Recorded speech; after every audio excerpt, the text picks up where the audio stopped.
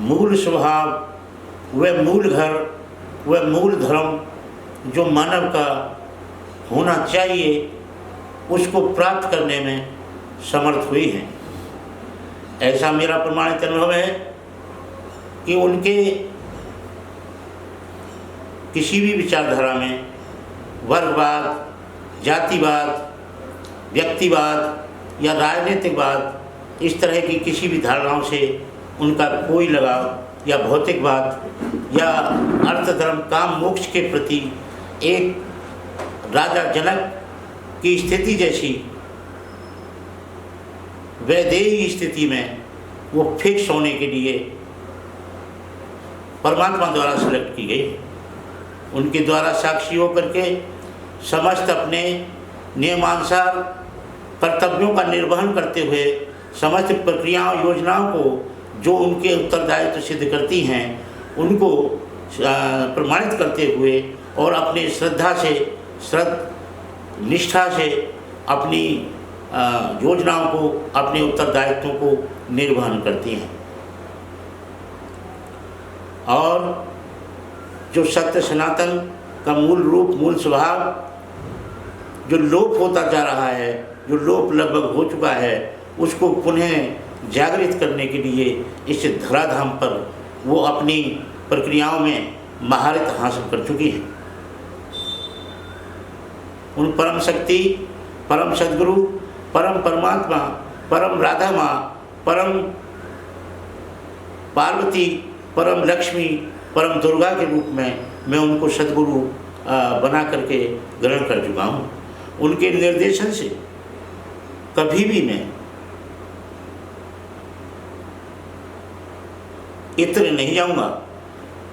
मैं हमेशा उनके निर्देशन को फॉलो करूंगा और जैसा कि हमारे धर्मशास्त्रों ने पुष्ट किया है, जैसा कि रामायण ने पुष्ट किया है, जैसा कि गीता ने पुष्ट किया है, जैसा कि सद्गुरु के रूप में जब जब भी हमारे धरती पर शिष्य हुए हैं, उस प्रमाणिकता को प्रमाणित करते हुए जैसा बताया गया है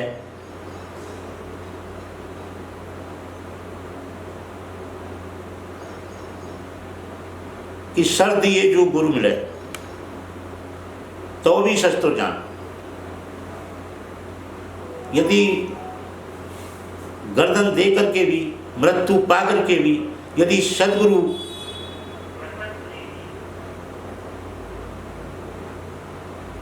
मिल जाते हैं या सद्गुरु की पहचान हो जाती है या सद्गुरु के सलेक्शन हो जाता है, तो शिष्यता हमेशा सद्गुरु के नाम पर तिर जाती है। जहाँ तक मेरी इस धर्म के लिए मेरी अपनी मृत्यु की भी आवश्यकता है, तो मैं अपने सद्गुरु के निर्देश के आधार पर एक स्पिरिचुअल और आध्यात्मिक जो उनकी अपनी करनी है, उसके लिए अपने प्राणों को न्यौछावर करके भी सद्गुरु का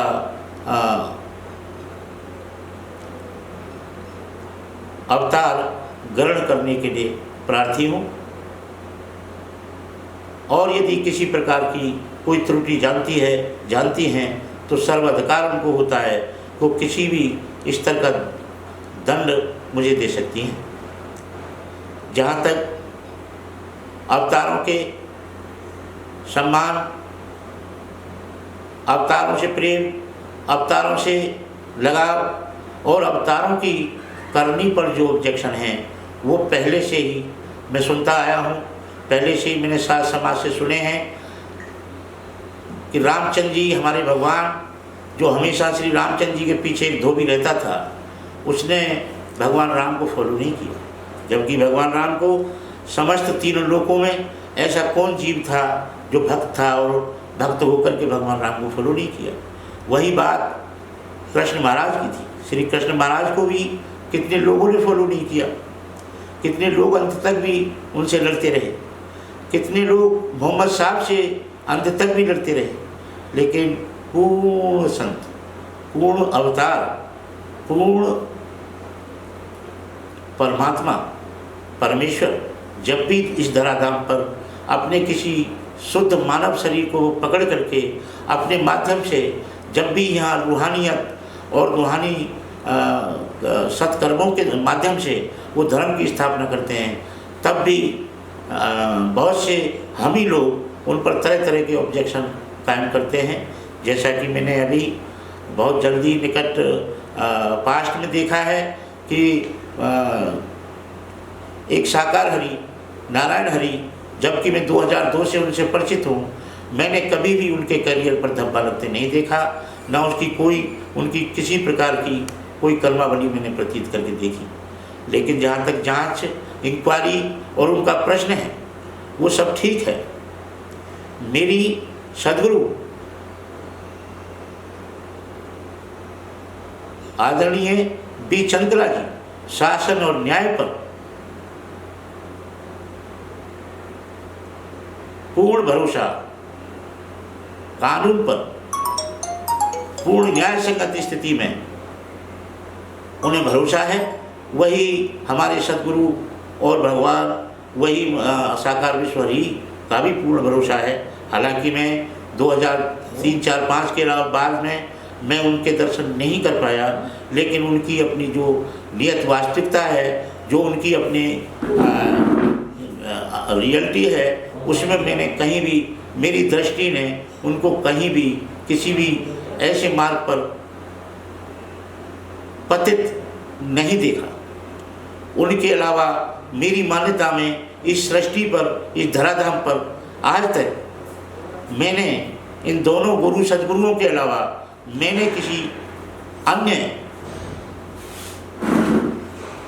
गुरु सदगुरु, भगवान के अवतरण, अन्य तरह के जो लोग हैं, जो जेलों में बंद हैं, जो अपने नरक दुख से देख रहे हैं, भोग रहे हैं, मैंने कभी इन दो के अलावा धरती पर किसी को पास नहीं किया। मैंने इनको प्रमाणित किया है और मैं प्रमाणित देख भी रहा हूँ। और मैंने ये भी देखा है कि धर्म की परीक्षा तो हमेशा ली जाती रही है और ली जाती रहेगी।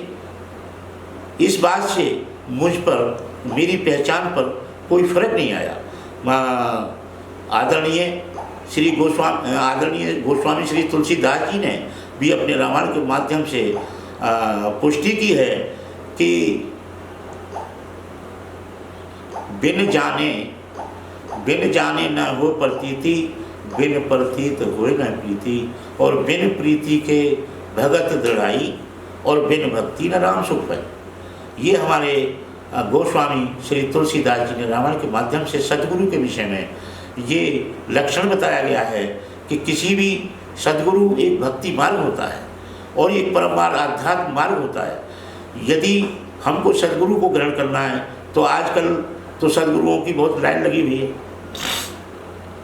एक हमारे रागनी के विशेष कवि, विशेष लेखक, विशेष नामजद लड्डन सिंह मुजफ्फरनगर से, वो रागनी के महारत हासिल करने वाले हुए हैं। उन्होंने अपने जीवन जिंदगी के अंतिम दिन में, जिस दिन वो विदा इस दुनिया से हो रहे थे, उस दिन उन्होंने लिखा है, गाने बजाने रागनी का उनका काम था। उन्होंने लिखा है और लिख करके प्रमाणित किया है कि रात दिन मैंने गाना बजाया, रात दिना मैंने गाया बजाया, धेला एक मिला को न्या, और रस्ते में गुरु मिले वो तेरे, चेला एक मिला को। संकट में भी बोली ना हो घरवाली मर जानी, इस जीवन की चलते समय कहता चलूँ कहानी।